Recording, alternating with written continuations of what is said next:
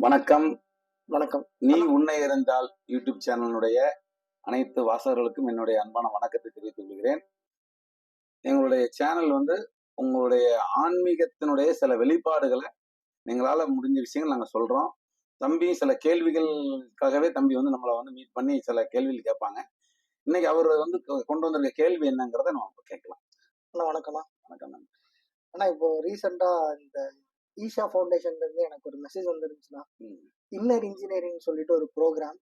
அந்த ப்ரோக்ராம்ல என்ன மாதிரி கண்டென்ட் கொண்டு வராங்கன்னா, உங்களுக்கு வாழ்க்கையில இருக்கிற ஸ்ட்ரெஸ், அதை தாண்டி அன்வான்டா இருக்கிற உங்களோட ஹேபிட்ஸ், ஸோ இதெல்லாம் மாத்திக்கணும்னா நம்ம கிட்ட ஒரு ப்ரோக்ராம் இருக்கு இன்னர் இன்ஜினியரிங். ஸோ அந்த இன்னர் இன்ஜினியரிங்ல பேசிக்கா என்ன இருக்குன்னு பாத்தீங்கன்னா தியானம். ஸ்பிரிச்சுவலா கனெக்ட் ஆகுறதுக்கு என்னென்ன வழி அப்படிங்கிறதுக்கு அதுக்கு ஒரு ஃபீஸ் அந்த மாதிரி ஏதோ ஒன்று கொடுத்து, அதுக்கப்புறம் ஈஷா ஃபவுண்டேஷன்லயே ஏதோ ஒரு விஷயத்தெல்லாம் ஒரு 3 மாசம் ட்ரைனிங் கொடுத்து, இந்த மாதிரி எல்லாம் நிறைய ப்ரொசீஜர்ஸ் எல்லாம் சொன்னாங்க.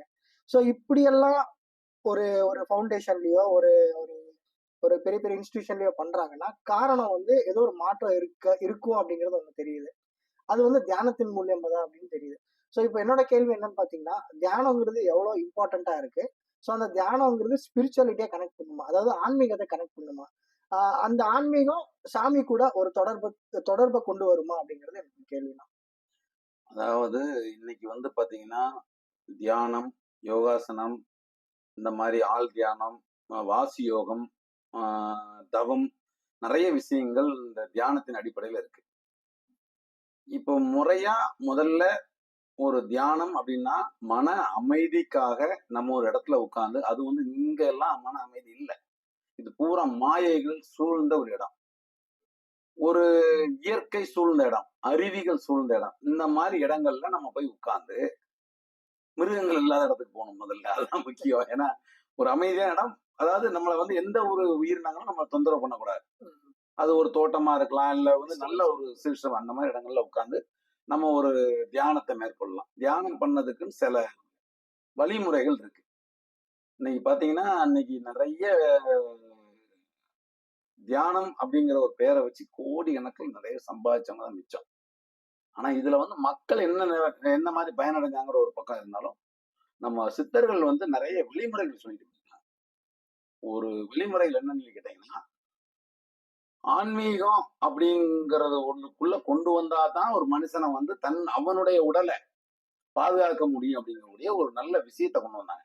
இப்ப நீங்க கேட்டீங்கல்ல, அதாவது தெய்வத்துக்கும் தியானத்துக்கும் என்ன சம்பந்தம் அப்படின்னு. தெய்வ வழிபாடுல இருக்கக்கூடிய குருமார்கள், ஒரு சாமியாரா இருக்கக்கூடியவன் தான் தியானம் பண்ணணுமா அப்படிங்கிற கிடையாது.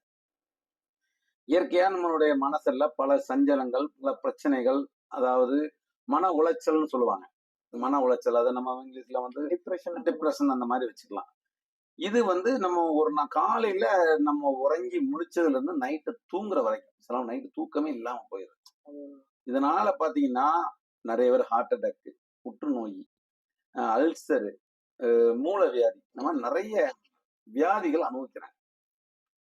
நம்ம வாழ்ற வாழ்க்கை பாத்தீங்கன்னா கொஞ்ச காலம்.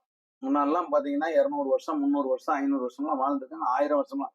கிருதாயுகம், திரிதாயுகம், துவாபாரயுகம், கலியுகம், ஒவ்வொரு யுகங்களுக்கு ஒவ்வொரு வருடங்கள் மனிதனுடைய ஆயுள் இருந்தது.